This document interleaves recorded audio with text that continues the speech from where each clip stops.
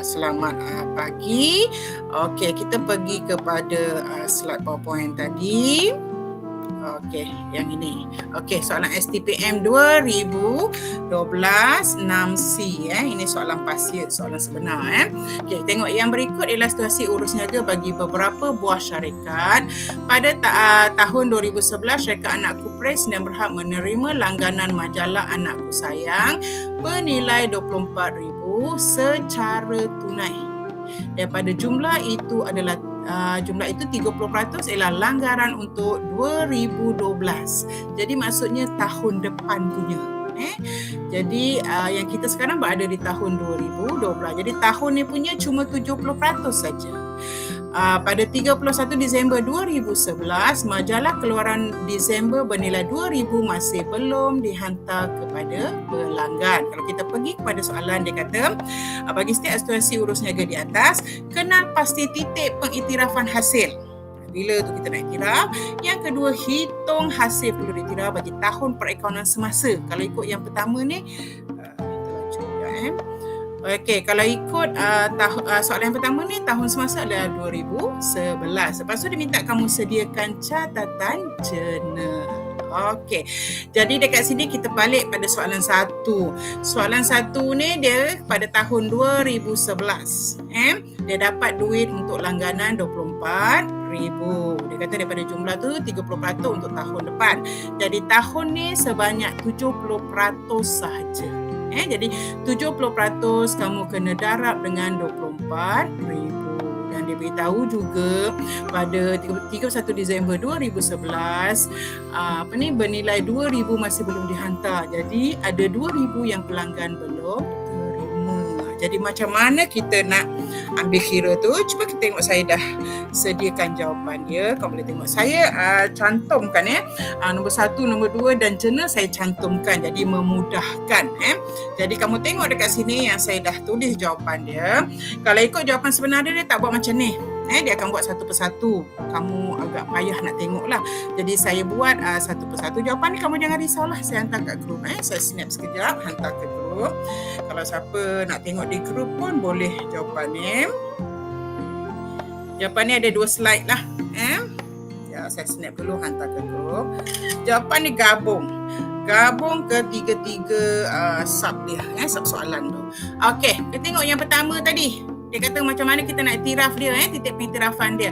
Hasil akan diiktiraf setelah penghantaran dibuat kepada pelanggan yang melanggan. Jadi kamu tengok kat soalan tadi, kita akan iktiraf bila dihantar kepada pelanggan kan. Jadi kita dah terima wang RM24,000. Bila terima RM24,000, untuk tahun semasa 2011 cuma 70%. Dan jangan lupa pada 31 Disember 2011 ada RM2,000 yang tak diterima oleh pelanggan. Jadi hasil untuk nombor 2, hasil diiktiraf RM24,000 darab 70% untuk tahun semasa. Dan pada 31 Disember ada yang tak dihantar lagi. Jadi kita kena tolak lah sebab pelanggan belum terima kan. Okey, jap. Saya cek ada yang nak masuk ke, sebab saya tengok ada yang tak pakai MOE. Bila kamu tak pakai MOE, saya kena admit. Okey. Jadi saya cek balik dah berapa orang. Saya cek attendance sekejap. Okey, Do Yutang. Kalau siapa pakai MOE senang sebab saya pakai MOE. Okey, Lukisha dah ada. Nicole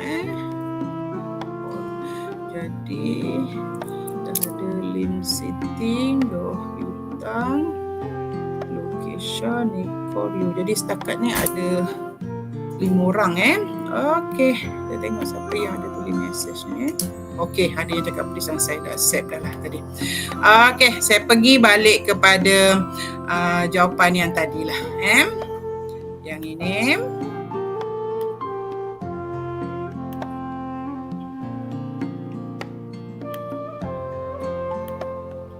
Saya patah balik lah. Saya ulang balik. Soalan yang pertama ni, hasil Hasil diiktiraf setelah penghantaran dibuat kepada pelanggan yang melanggan. Maksudnya dia dah terima benda tu, majalah tu, baru kita iktiraf.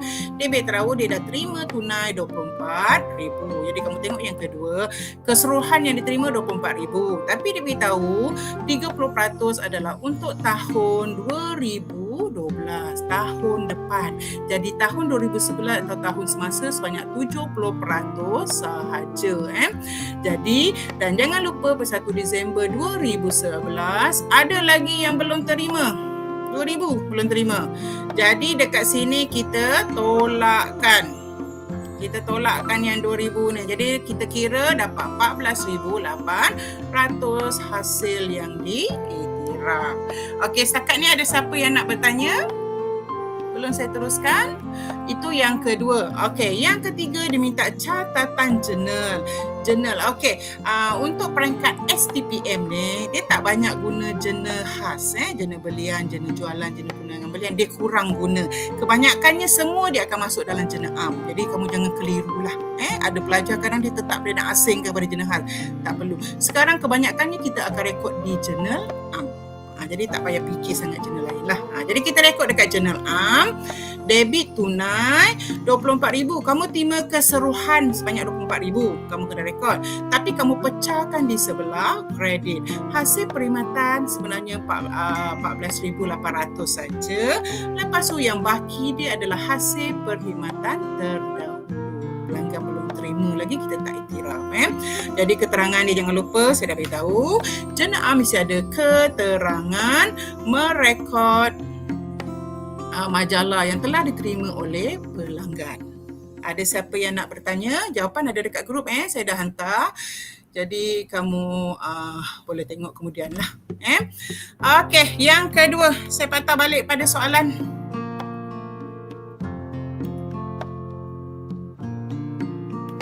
Ada soalan, saya patah balik. Yang kedua, ni slide ni nak kena banyak kali tekan. Okey, kita tengok yang kedua.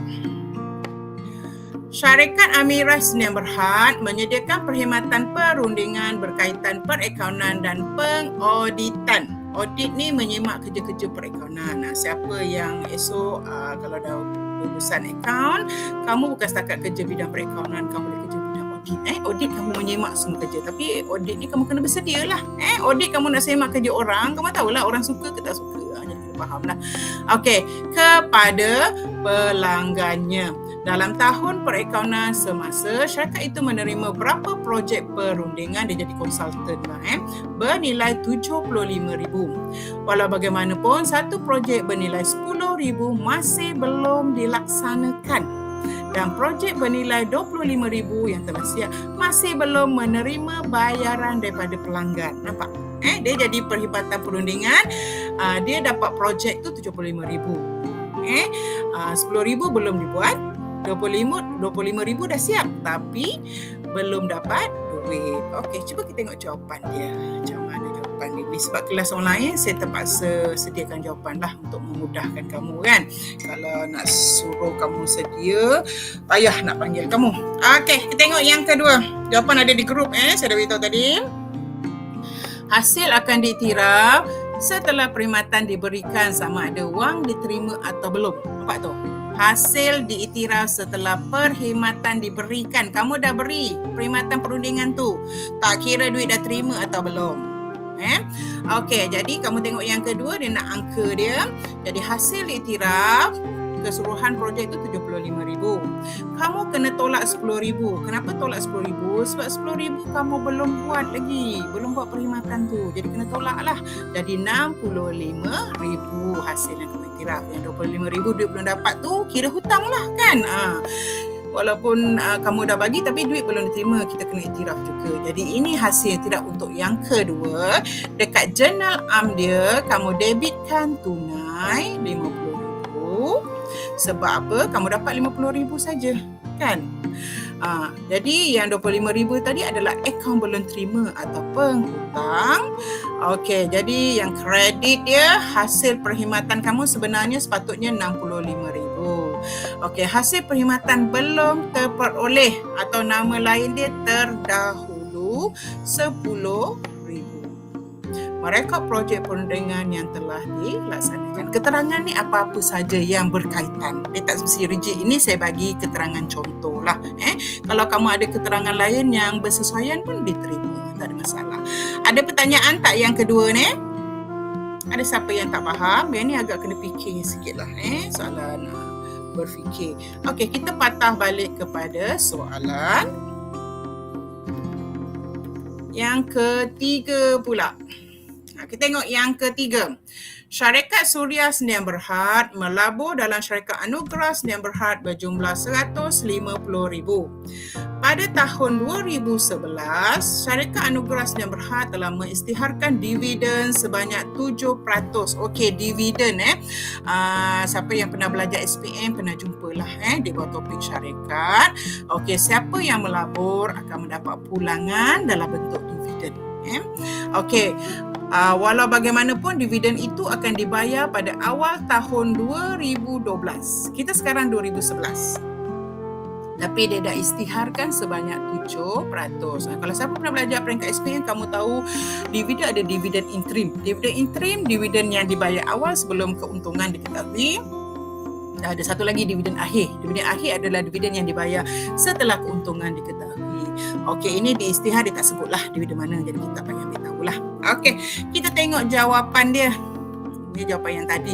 Saya pergi kepada sambungan dia. Ini yang ketiga. Okey, saya snap dulu hantar ke grup. Kamu boleh tengok di grup jawapan dia.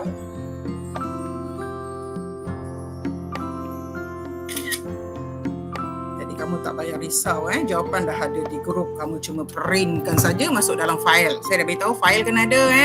Jangan sampai disemak. Sebelum diorang semak nanti saya nak semak lah file kamu. Pastikan lengkap. Kalau tak lengkap nanti saya tak nak jawab. Kamu jawablah nanti. Semua saya dah bagi. Okey, untuk yang ketiga tadi, hasil akan diiktiraf pada tarikh dividen diisytiharkan. Jadi maksudnya diisytiharkan pada hujung tahun sebanyak 7% kan. Jadi kita kena iktiraf dia sama ada wang diterima atau belum. Jadi dia belum nak bagi kan, dia bagi pada tahun berikutnya. Jadi kita kena iktiraf lah. Jadi hasil diiktiraf RM150,000 darab 7%, itu kadar yang diisytiharkan. Kamu dapat RM10,500. Jadi kita tunjuk catatan jurnal dia yang ketiga, jawapan sum yang ketiga. Debit hasil dividen belum diterima. Nampak kita belum dapat lagi kan? Jadi kita tulis belum diterima. RM10,500. Kredit hasil dividen. Hasil ni biasa sebelah kredit lah. RM10,500. Merekod pengisytiharan dividen. Ada pertanyaan tak? Ada siapa yang nak bertanya? Senyap saja. Kalau online ni payah sikit, tak nampak kamu punya ni. Kita patah balik pada soalan yang keempat.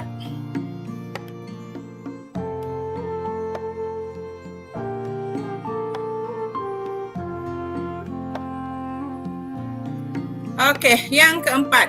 Pada bulan terakhir tahun perakaunan semasa, syarikat pemborong Z Sdn Bhd menjual barang nutrit kepada kedai Amin bernilai RM1,500. Kedai Amin telah membayar tunai RM500, manakala bakinya akan dilansaikan. Dilansaikan maksudnya diselesaikan. Dibayar habis dalam bahasa mudah lah. Pada bulan berikutnya. Cuba kita tengok jawapan dia. Tengok jawapan yang saya dah sediakan. Hasil akan diiktiraf pada titik jualan. Cuba cek dekat nota tu apa dia titik jualan kan. Sama ada wang diterima atau belum. Jadi hasil iktiraf dia sama RM1,500. Ini tak payah kira sebab dah ada dekat soalan kan. Kita terus tulis RM1,500. Catatan jurnal ni debit tunai RM500. Kita dah terima RM500. Yang selebihnya akaun belum terima. Penghutang RM1,000.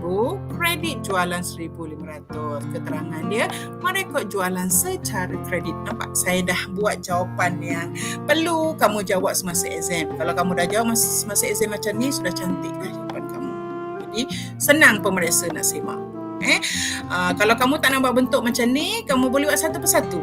Tak ada masalah. Kalau jawapan original ni pun kalau kamu tengok memang satu persatu. Tapi pemeriksa susah lah nak cek satu-satu kan. Saya mudahkan, saya dah cantik kan. Kamu tak jumpa lah dekat buku macam ni. Ini saya yang buat, saya dah kemaskan dia, dah cantikkan dia. Jadi cara ni dah kamu memudahkan pemeriksa.